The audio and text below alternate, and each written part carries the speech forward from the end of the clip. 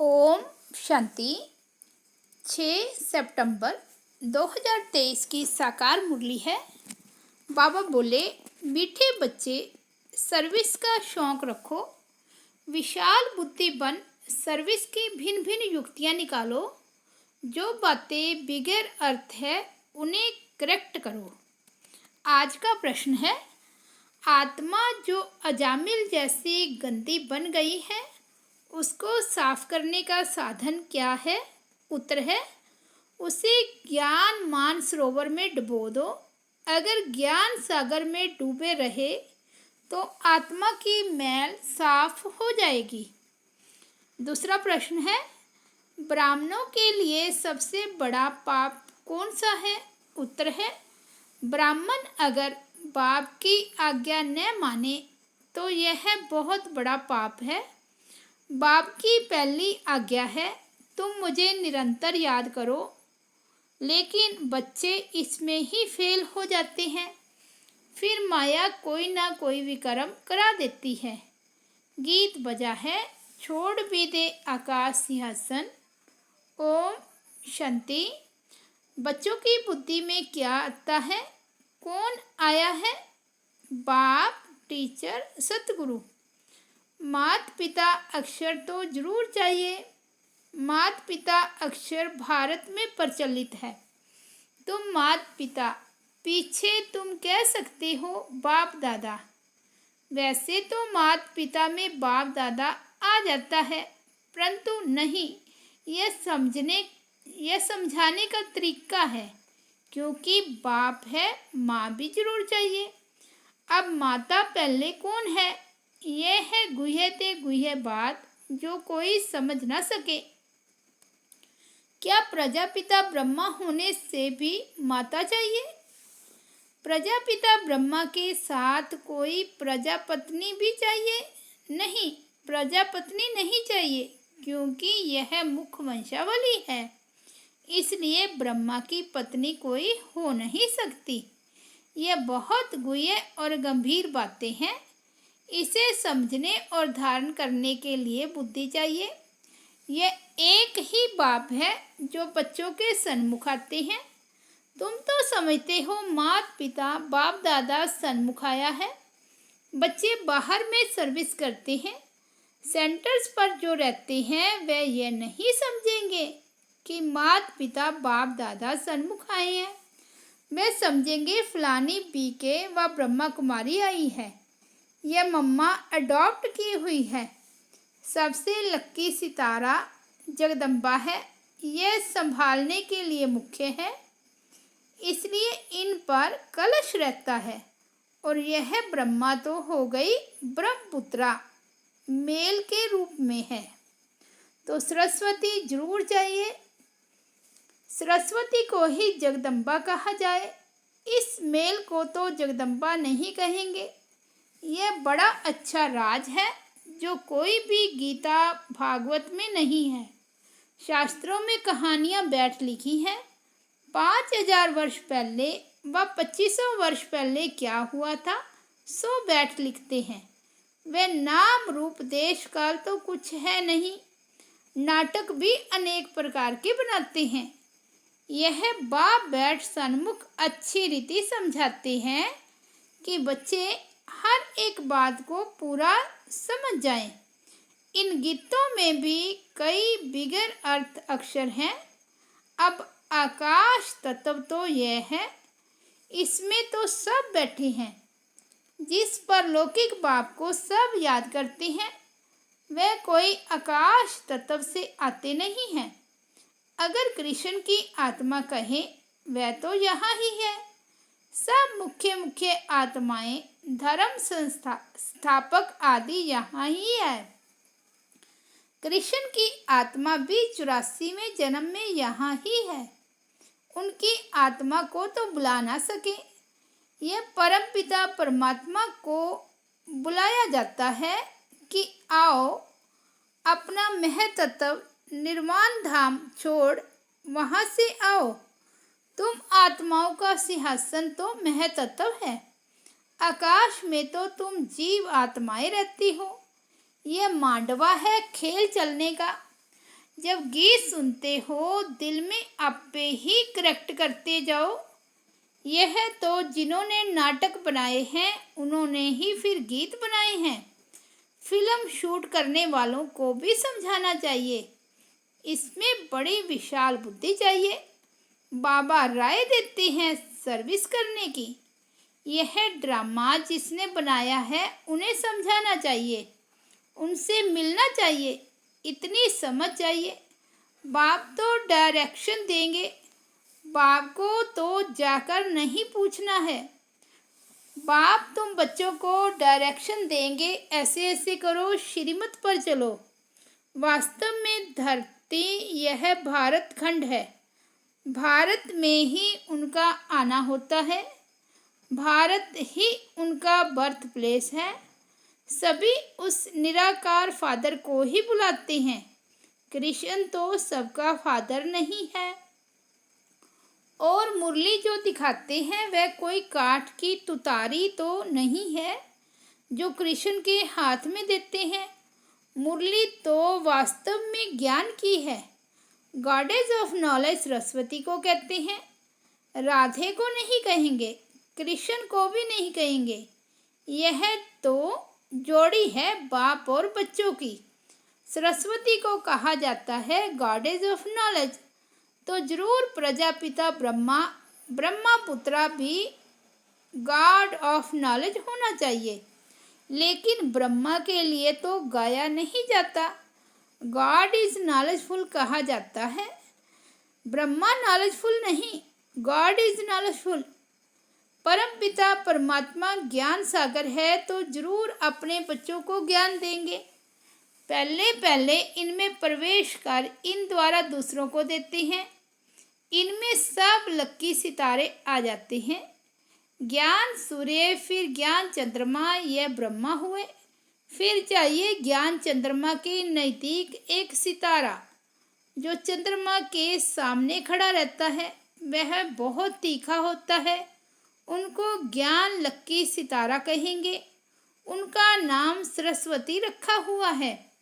सरस्वती बेटी हो गई ना, यह तो बाप भी हुआ, बड़ी नदी भी हुई, बहुत बड़ी नदी है। सब नदियों का मेल सागर में होता है। सागर और नदियों का मेला होता है। सरस्वती भी सागर में मिलती है, उनका मेला नहीं लगता है। मेला ब्रह्मपुत्रा नदी का लगता है। यह नदी वंडरफुल है, मेल है।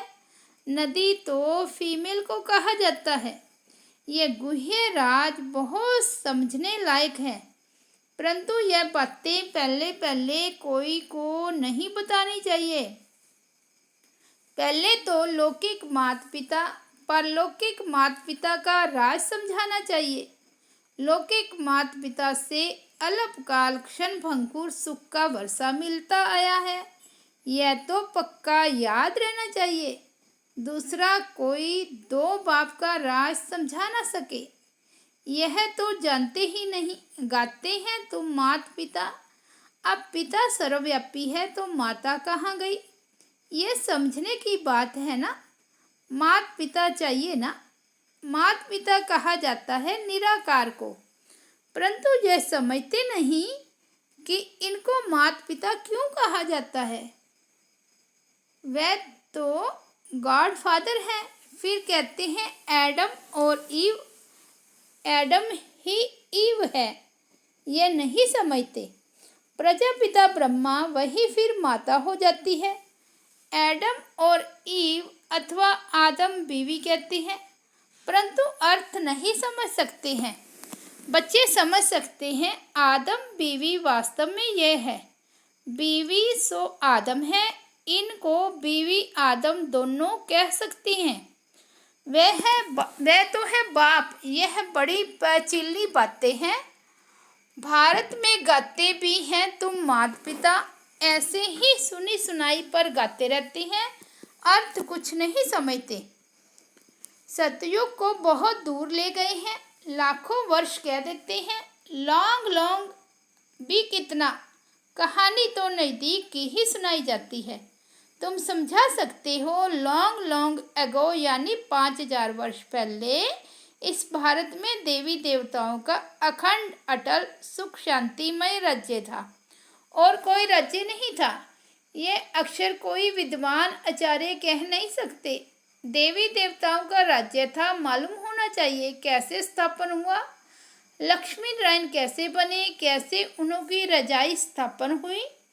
उनके पहले तो कलयुग था, बराबर कलयुग का अंत अब है और कलयुग के बाद फिर सतयुग होगा। सतयुग सामने आ गया है, जो लॉन्ग लॉन्ग था वह सामने आ गया। 84 जन्म लेते लेते अब कलयुग का अंत आकर हुआ है। अभी तुम कहेंगे 5000 वर्ष पहले इन लक्ष्मी नारायण का सतयुग में राज्य था, अभी नहीं है। अभी टाइम आकर पूरा हुआ है, फिर से लक्ष्मी नारायण का राज्य स्थापन हो रहा है। यह तुम्हारी बुद्धि में है, जिसके लिए तुम पुरुषार्थ कर रहे हो। यह है समझने की बात। यह तो सच्ची सच्ची गीता आदि इसलिए लिखी जाती है कि कष्ट होते रहे। यह जानते हैं जो लिखा जाता है वह फिर प्राय लोप हो जाएगा। यह सच्ची गीता भी नहीं रहेगी। जो तुम लिखते हो वह सच्चा ज्ञान प्राय लोप हो जाना है और साथ साथ शास्त्र भी सब प्राय लोप हो जाएंगे। सतयुग त्रेता में शास्त्र होते नहीं, फिर कल पहले जैसे द्वापर से बने थे वैसे बनने लग जा पड़ेंगे। ये है भक्ति मार्ग की सामग्री। रचना की सामग्री बहुत बड़ी है। तुम ज्ञान सेकंड में ले लेते हो। सारी रचना के आदि मध्य अंत को तुम जानते हो। अंगे अखरे तिथि तारीख साहित्य पूरा हिसाब किताब है। 84 जन्म सब नहीं लेते हैं, कोई 70 लेते, कोई 60 लेते, कोई 2 भी लेते। वह सारा मिनिमम और मैक्सिमम का हिसाब है। पीछे आने वालों के जरूर नंबरवार थोड़े थोड़े जन्म होंगे, उसका फिर विस्तार करना फालतू हो जाता है। तुम बच्चे नक्शल में समझ सकते हो। 84 लाख जन्म तो है नहीं। 84 जन्म भी हर एक नहीं ले सकते हैं। ऐसे ही सिर्फ कह देते हैं 84 का चक्र है। 84 लाख जन्मों का चक्र नहीं गाया जाता। गीत भी है, पाप कपट की छाया पड़ गई है। अब रावण का राज्य है ना, आत्मा पर मैल की छाया पड़ते पड़ते अब बिल्कुल ही अजामिल हो गए हैं। इतनी मैल चढ़ी है जो साफ होती ही नहीं। उस मैल को निकालने लिए फिर गाया हुआ है ज्ञान मान सरोवर, उसमें डूबा रहे। जैसे जंक लगती है तो उनको उतारने के लिए घासलेट में डाला जाता है। यह भी जंक लगी है, इसलिए ज्ञान सागर में डूबे रहो। कोई पानी की, नदी की व सागर की बात नहीं है। ज्ञान सागर जो ज्ञान देते हैं उस नॉलेज में तत्पर रहना है। गृहस्थ व्यवहार को भी संभालना है, उसमें कोई मत चाहिए तो लेते रहो। हर एक का कर्म बंधन अपना अपना है। सर्जन सबके लिए एक ही दवा नहीं देते। हर एक का कर्म बंधन, हर एक की बीमारी अपनी अपनी है। यह 5 विकारों की बीमारी महाभारी है। इस बीमारी को कोई जानते ही नहीं। यह कब से शुरू होती है? आत्मा को बीमारी लगने से शरीर को भी बीमारी लग जाती है। आत्मा में दुख पड़ता है तो शरीर में भी पड़ जाता है। यह बातें शास्त्रों में नहीं है।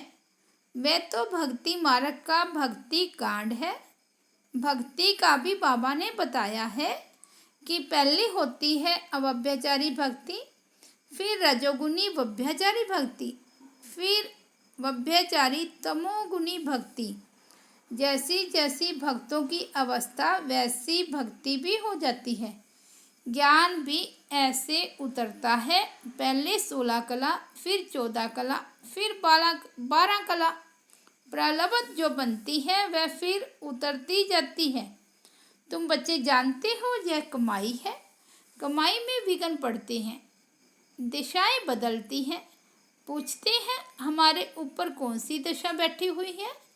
फिर वह लोग बताते हैं इस सच्ची कमाई में भी बच्चों पर दशाएं बैठती हैं। कोई पर राहु की दशा बैठती है, काला मुंह कर लेते हैं। बृहस्पति की दशा थी, फिर माया ने थप्पड़ लगाया तो राहु की दशा बैठ गई। काम में गिरा और फट से राहु का ग्रहण लग गया, ताला बंद हो जाता है। यह है गुप्त कड़ी सजा। वह फिर कभी कह नहीं सकेंगे कि भगवानोवाच काम महाशत्रु है।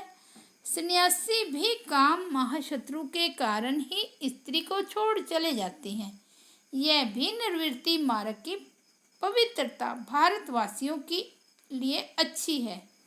भारतवासी ही पवित्र से अपवित्र बनते हैं, तो उन्हों को थमाने के लिए यह सन्यासी है।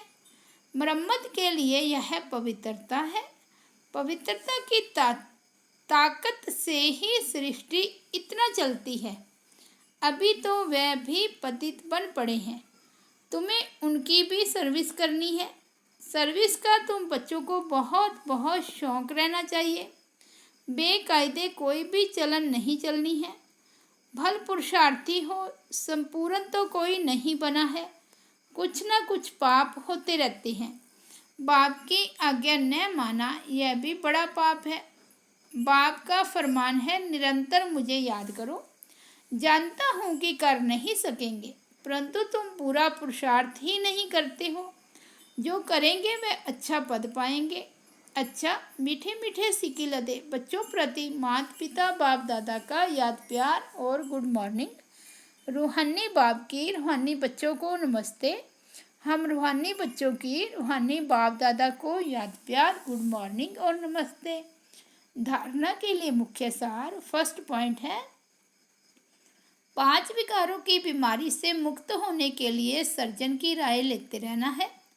आत्मा पर कोई बीमारी न लगे, इसकी संभाल करनी है। सेकंड पॉइंट है सच्ची कमाई करनी और करानी है। कोई भी बेकायदे चलन नहीं चलनी है।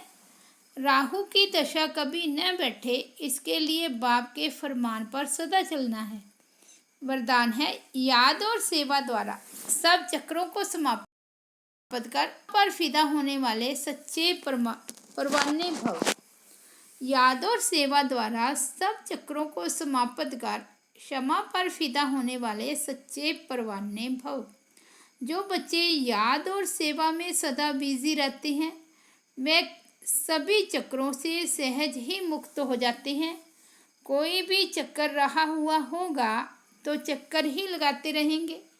कभी संबंधों का चक्कर, कभी अपने स्वभाव संस्कार का चक्कर। ऐसे व्यर्थ के सभी चक्कर समाप्त तब होंगे जब बुद्धि में सिवाय क्षमा के और कुछ भी न हो। क्षमा पर फिदा होने वाले क्षमा के समान बन जाते हैं।